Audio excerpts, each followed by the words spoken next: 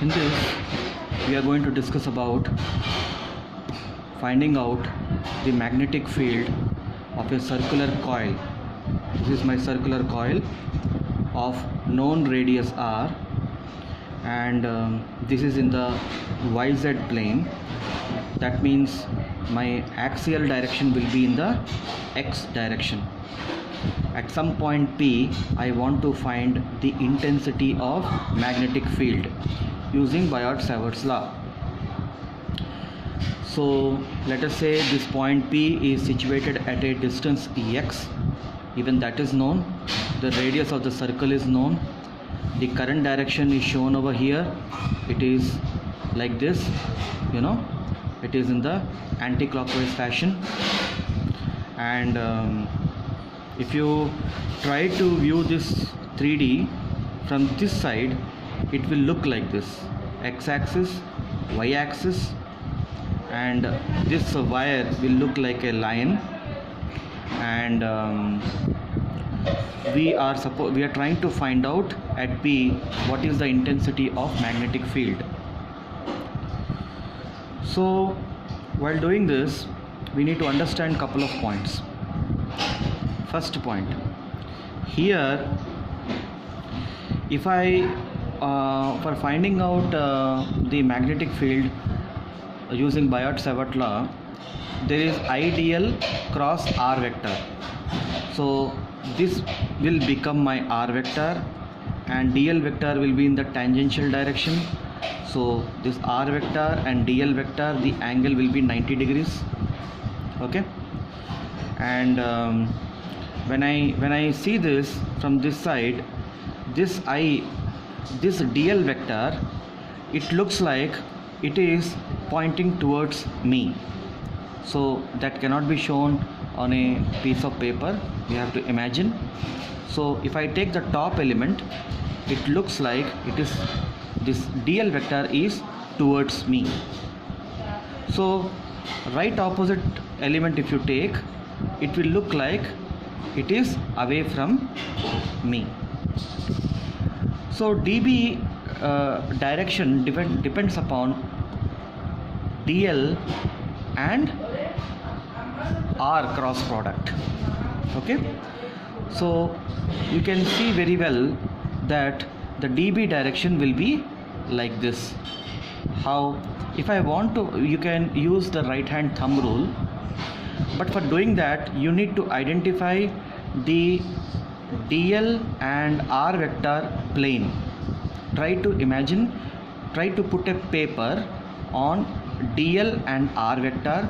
They both are in the same plane, so the perpendicular to both of them will be the direction of dB vector. So you can see here that this is my r vector, dl vector is pointing towards me. So if I try to draw parallelly over here, it will show like a cross product. It will look like a cross over here. It is perpendicular to the paper as like this pen. So this dB will be mutually perpendicular to this r vector as well as the ideal dl vector. Okay, so similarly when you take the bottom one, so bottom element, if you take, the dB direction will be like this. So for the bottom one, remember, if you use the right hand thumb rule, in the bottom I need to hold like this.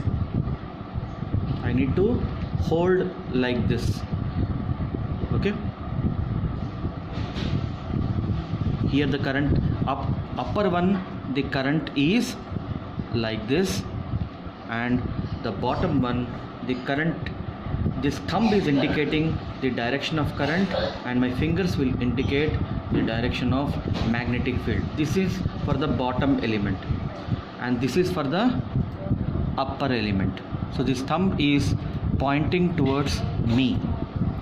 So that is the reason why I have put over here that this is away, this is cross, and this is dot. So this dB will be perpendicular to this dot as well as this r vector. So this, for the upper element it will be like this, and for the bottom element it will be like this. Let us say this is dB and this is dB dash. Here the length of the element I am taking is very small, so ideal is same, the r value is not changing. So basically this dB and dB dash, they are same. So if you try to draw another figure, this will look something like this. This is my x, this is my r, radius of the coil, and this r vector, which let us call this as a. So from the right angle triangle I have shown over here, I can find out the value of a. It is root over x square plus r square. Because both x and r are known, we are trying to convert that into a known parameters.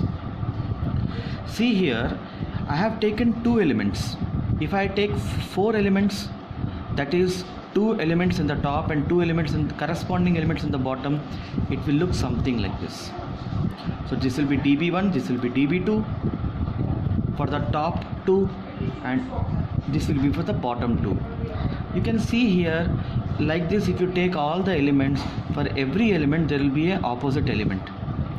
So in this situation, sigma in the y direction will be 0. Every vector dB1 will have a y component and a x component.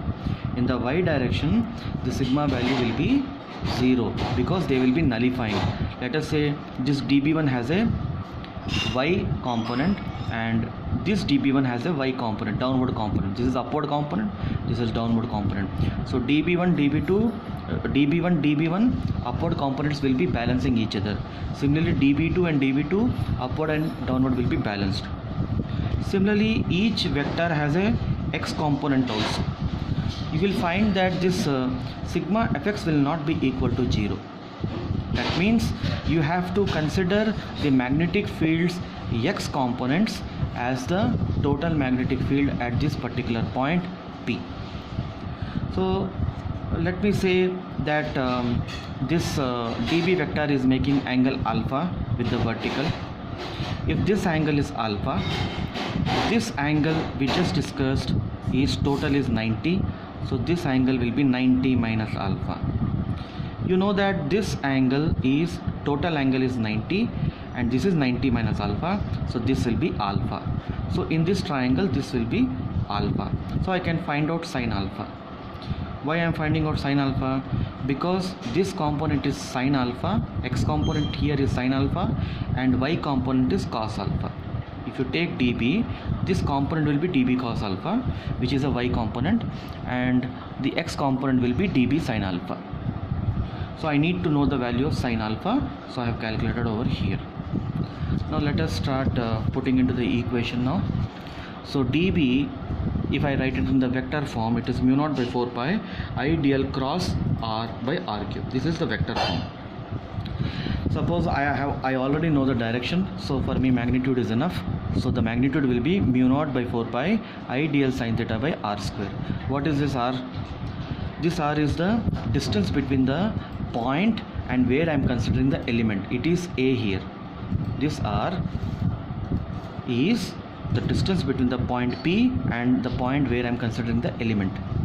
So that is a in this case, and theta is 90 degrees because the angle between the dl vector and the r vector is 90 degrees. So sin 90 will become 1. So this is the value of dB. So total dB of all elements, I need to consider the x components of each elements. So my dB total will be 2 dB sin alpha, one from the upper element and one from the bottom element. One from the upper element and one from the bottom element. I'll take the x component. Okay, so this is for two elements. So likewise, if I consider all the elements and take the summation integration, I will get the total magnetic field at the point P. So let us integrate this. When you write this equation, I need to put the value of sin alpha and I need to integrate this length. See, if I am considering two elements, I can consider half the coil. If I consider half the coil, because I have considered two elements, one element from the top and one element from the bottom, so I will consider the entire loop. So following that logic, my boundaries will be 0 to pi r. What am I trying to say? I consider one element here and corresponding element here. I consider another element here, another element here. Like this, if I complete one round here, I have considered this part also because I have taken two elements. So my range will be 0 to pi r. Okay, and the sine alpha value from this triangle, it is how much? It is opposite by hypotenuse, r by root over x square plus r square. So just plug in the values.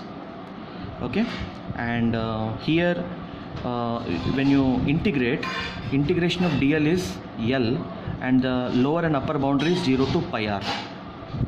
The rest mu naught I by 2 pi is a constant, so we are taking it out. And when you simplify, you finally get an expression. See, b is equal to mu naught I by 2 pi into pi r into r, pi r square by x square plus r square whole to the power of 3 by 2. The pi gets cancelled and you are left with b is equal to mu naught I r square divided by 2 into x square plus r square whole to the power of 3 by 2. You can see here r value is known, I is known, x is known, and this r value is known. So you can find out the magnitude of the magnetic field at a point P. If you keep on changing the value of x at every point, you can generate the value of magnetic field. There are some special cases we will see in the next video.